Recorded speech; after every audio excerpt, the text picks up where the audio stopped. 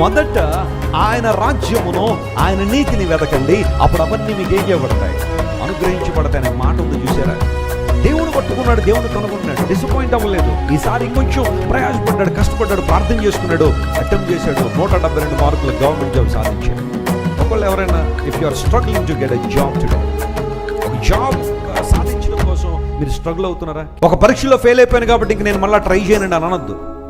ఒక పరీక్షలో నువ్వు అనుకున్న మార్కులు రాలేదని చెప్పి నువ్వు డిసప్పాయింట్ అవ్వాల్సిన అవసరం లేదు. లేదా పురుగుల మందు డబ్బా కావాలని, లేదా అవి ఇవి కావాలని ఆత్మహత్య కోసం పరిగెత్తాల్సిన అవసరం లేదు.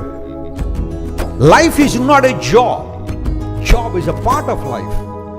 జీవితం అంటేనే ఉద్యోగం కాదు, లేదా ఉద్యోగం అంటేనే జీవితం కాదు. ఉద్యోగం అనేది జీవితంలో ఒక భాగం మాత్రమే. ముందు జీవితం యొక్క విలువ తెలుసుకో, దేవుని ప్రేమను అర్థం చేసుకో, ఆయనకు నీ జీవితాన్ని సమర్పించు.